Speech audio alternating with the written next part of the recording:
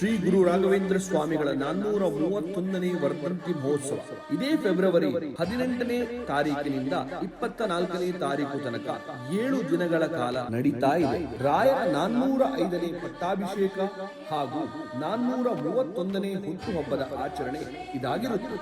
1621ರಲ್ಲಿ ಪಾಲ್ಗುಣ ಮಾಸದ ಶುಕ್ಲ ಪಕ್ಷದ ದ್ವಿತೀಯ ದಿನದಂದು ಶ್ರೀ ವೆಂಕಟನಾಥರು ಮಧ್ವ ಮಹಾಸಂಸ್ಥಾನದ ಪೀಠಕ್ಕೆ ಏರಿ ಸನ್ಯಾಸತ್ವವನ್ನು ಸ್ವೀಕಾರ ಮಾಡಿ ಶ್ರೀ ಗುರು ರಾಘವೇಂದ್ರ ಎಂಬ ಹೊಸ ನಾಮವನ್ನು ಪಡೆದಿದ್ದಾರೆ.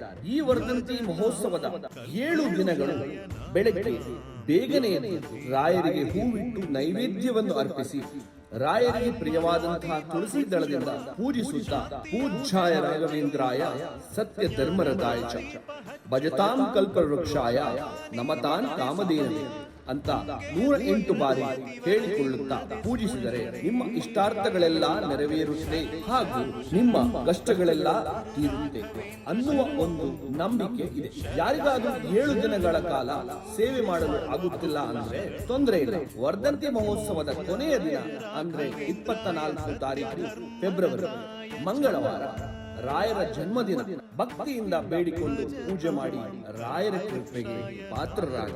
ಸರ್ವೇ ಜನ ಸುಖಿನೋ ಭವಂತು.